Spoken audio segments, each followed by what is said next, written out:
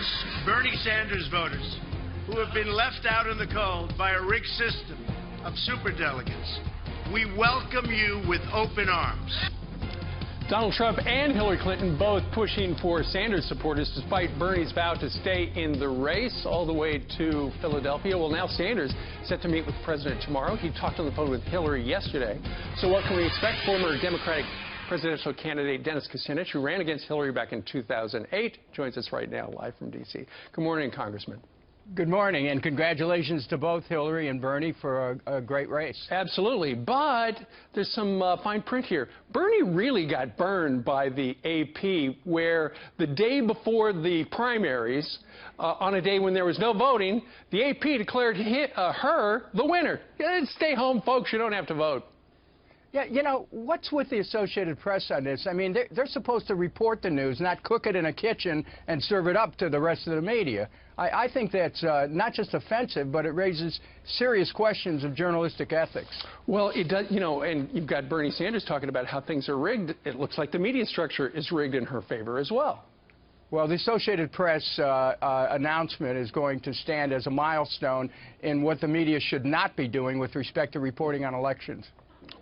One of the producers, Dennis, was just talking to my ear. The Associated Press has just called, ironically, California for Mrs. Clinton. Yeah, well, you know, let's again look at this election as Bernie Sanders is looking at it. He's taking it all the way to Philadelphia. This election isn't about California today. It's about Philadelphia next month. And Bernie Sanders is going to be a powerful presence at that convention because of the millions of people who closed ranks to say they want a new direction for the Democratic Party. But isn't he damaging her every day that he talks about her? No, not at all. I mean, he represents almost half of the party. He's, you know, about 23 states at least.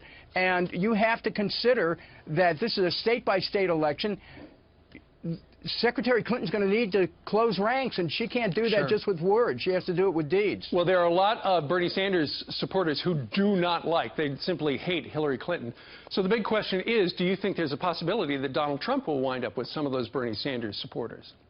Well, you know, I don't know. I don't know the answer to that, but I will tell you this, that this is really going to be up to Secretary Clinton to put the markers down that would suggest that she hears what millions of Americans said when they supported Bernie Sanders. They don't want more wars. They want higher wages. They want more jobs. They want to rebuild America. I mean, and they want new trade policies. So, you know, if that isn't reflected in what Secretary Clinton starts to talk about, I think that she's got a real problem in trying to get Bernie Sanders supporters to come over. Well, let's see what happens. I think he is going to sit down with the president and Mrs. Clinton tomorrow in Washington.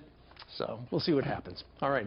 Dennis, thank you very much for joining us. Congressman Good Dennis to speak with you. Thank you. Kucinich. Thank you, sir.